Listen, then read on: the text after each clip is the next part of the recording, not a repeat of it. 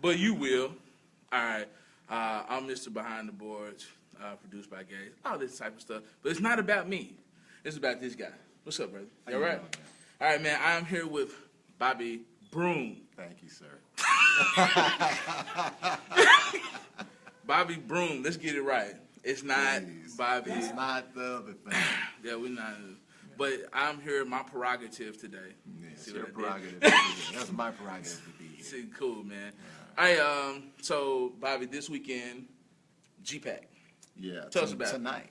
Tonight? Yes. It's called the Master Jazz Guitar Series, and it's an annual event, and this is the 8th annual. Yeah, I'm glad to be among the top 10, so to speak. Top 10 what? Top 10 just in the world. Yeah, the top 10 to in the world. First 10 to do this. Yeah, no, it's cool to be included. It's it's an honor to be included. So, man, I'm a musician, so I always like to pick musicians' brain about this thing. Okay. All right, man.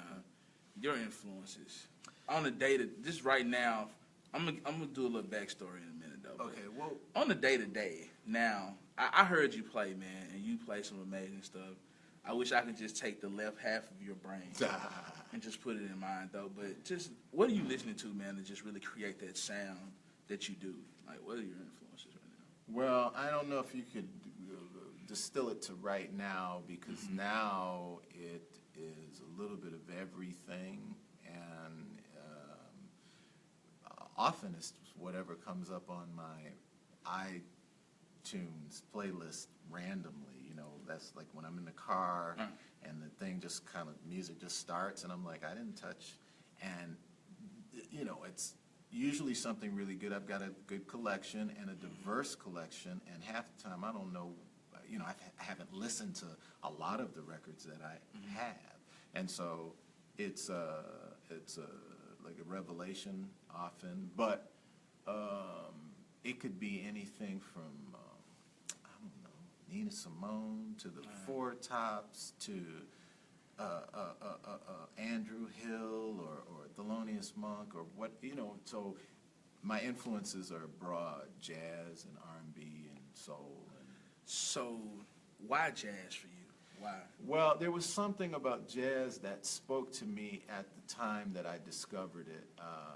I grew up listening to music from like the age of 4 or 5, like avidly. Like there was just something that I really related to in music. And so I was listening to pop radio, top 40 AM radio at that time in the mid-'60s. And mid-'60s? Yeah. You're just like, what, 28, right? Well, yeah, but you know, I get in a past life, I guess, listening to the radio. And what is that? Yeah, right, exactly. Exactly. I was thinking that. You have Like, to turn the dial radio? and you get the different stations. Now you're talking Greek, Doc. I know, man. It's like an iPod without the internet. So, and without the preloaded stuff. Exactly. So somebody had to do it for you, choose the music for you. Right. But so there was a deep connection. Music at that time, top 40 music, pop music was very diverse. Could be country, could be R&B or soul, something jazzy, something classic rock, something acid rock. You know, it was a gamut of styles that I heard. A lot of very melodic music was still at the forefront of popular music up until the 70s, mid-70s, and it started to go decline, down, in terms of that. But by the time I heard jazz, I had heard so much music and so many melodies. I was kind of ready and peaked to hear a more concentrated version of melodies just coming at you, and I could relate. Like, man, I kind of understand what this is, how this works. You know? Right. Okay. So, and I was very intrigued by it. I just needed to find a model. So on the guitar. What was that model for you? Well, for me, it was George Benson. He was super hot at the time in terms of just, as a guitarist, as a jazz guitarist.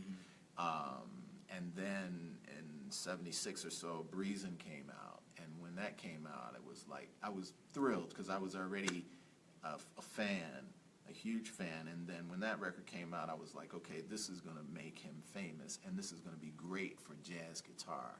So I was really excited. But that was the impetus for me to pursue this, because I just felt like, man, he's playing every melody I've ever heard in my life, like at will, you know, in the moment when he's improvising. And if you can play with that kind of freedom and that kind of excitement, I want to try to do that for myself at some point, one day. So let me get a little nerdy on you for a minute, okay? I understand, like, a lot of influences. You know, we as musicians, we pick out certain things that we like. We try to add them to our repertoire. But I want to help somebody kind of learning right now, who wants to kind of broaden their vocabulary as far as just like theory and harmonization and just really getting that sound. So what helped you as far as developing that sound? Okay, well, for me, there were two components. One was listening, like on a daily basis. Like I said, I was fortunate that music was broad in terms of the scope of it and the variety. So there was a lot of harmony and melody going on. So, okay, we might have to seek that out more nowadays. Okay, but then at the same time, I was fortunate to have music lessons. I took music theory, which encompassed basic theory and harmony. And so that's not like rocket science. You can get a good understanding of that in 6 months and a working understanding of it. And so that's what I had. Now, integrating that or transferring that to jazz was a different story, but I had the groundwork laid. So then it was just a matter of listening to jazz. Jazz is a musical language. If you hear it enough, you will begin to understand it. It's like language, you know. You have to immerse yourself in it, and then you start to speak very simple phrases. You have to figure out what phrases are important, and if you listen enough, you can do that, because you will hear everybody saying something around the same thing. Exactly. I got you. And so you begin to speak slowly, and you continue to listen, and then you try to translate basic theory and harmony to jazz nomenclature, and then it's very doable. It's very doable. Now, talking about jazz, we've come from a long line of music history as people, black people, really kind of innovated a lot of that sound. And now it seems like we have moved so much into, if you would say, a microwave music age, where everybody wants to do it. And it's so simple now where I can go buy a keyboard, right? And I can just bang out something, and now it's probably a hit, and it's just like 3 notes. Just like, it seems like we've dumbed down music a lot. And for when your era, when it came out, like, it was this broad, like you said, palette of different musicians and artists. How do we get back to real music, though? Well, I think that real music continues to exist. I think what you're talking about is not so much. What you're talking about to me sounds like the music industry, and what the music industry promotes, and what the music industry allows to filter to the general public and allows to become popular, allows to become a hit.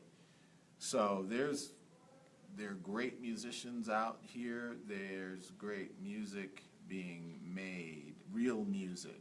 With real instruments, and we have, I wasn't that hip to Chance the Rapper, until I saw him on the Grammys, right? I don't know if I saw the Grammy show or if I saw, maybe I did see the Grammy show. Yeah, but whatever it was, I was quickly converted because he had a band of musicians. Exactly. Yes. And the music was moving. It was moving. And it was. He was very dynamic. Real music. Yes. Very dynamic. And so I'm like, okay, yeah, that's what I'm talking about. So it's definitely there. It's out there. And it's fresh, and people are hungry for it because, you know, how much computerized stuff can you. People want to feel.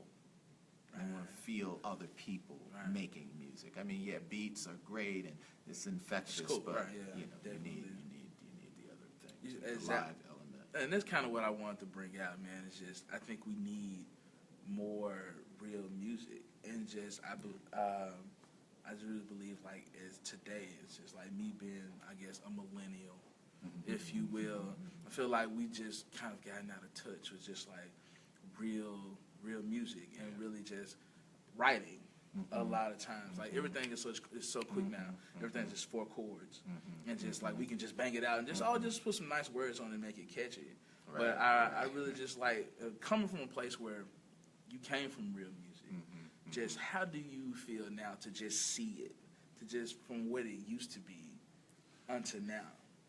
As someone who come from such a dynamic background. Well, you know what? I don't pay attention to it, really, unless it touches me. And, you know, I have a lot of friends, you know, musician friends and people that listen to music. And if there's something that is warrants my hearing, I'll hear about it. Right. You know, not to say that but, you know, like I'll hear about, say, hey, have you heard this? Well, you need to check this out, you know, and then maybe I'll check it out. But things come to the surface, and, you know, the cream rises to the top and that kind of thing. So I don't worry about, I don't worry about what's going on. And, you know, it is what it is. I just have to try to celebrate the real music that's out here, hopefully be aware of it, and hopefully support try people. To make it. Support live music. Support. That's one big thing we need to do is definitely support real music, real artists. Man, I'm gonna let you go this weekend. The Bobby Broom. It's still this weekend, right? Yeah, well, yeah. But it's only tonight. But tonight, though, not tomorrow. Man, I'm trying to get him to do like 5 shows in 3 days. Yeah, because there might not be any tickets to these two. Man, cool. So tonight, GPAC, GPAC, Mr. Bobby Broom, and the name of the band? Well, you know, we're just going to make it easy, the Bobby Broom Trio. The Bobby Broom. I love it. Nah, he's gonna sweep the crowd. Ooh. I like it. So, man, real quick, man, where can we find you, man? You can find all my music on all my music's on iTunes. Yes. So go to iTunes, go to Amazon, go to the whole catalog. Yeah, the whole thing is up there. I'm on YouTube. I'm all over YouTube. BobbyBroom.com. Facebook /Bobby Broom's page. Just have at it. Enjoy yourself. All right, one last tidbit from Bobby Broom. Just give some people something to feed on, man. If one thing has motivated you throughout your career, one saying, one thing that happened to you that actually kept you pushing, or just give us a little insight. Just one thing that one young person is watching right now that you will want them to know about being in this business, their music or whatever. You said it in part in the question, like never give up. And it's really about the music, as hard as that is, because, you know, there are times when I question still today, like, am I dreaming? This makes absolutely no sense. But then invariably something happens to let me know, yes, you're dreaming, but it's happening.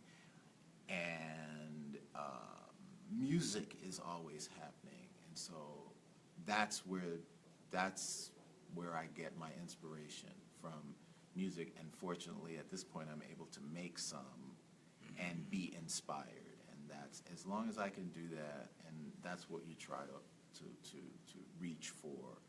That's what I was reaching for as a youngster, to be inspired by my own activity with other musicians. Cool.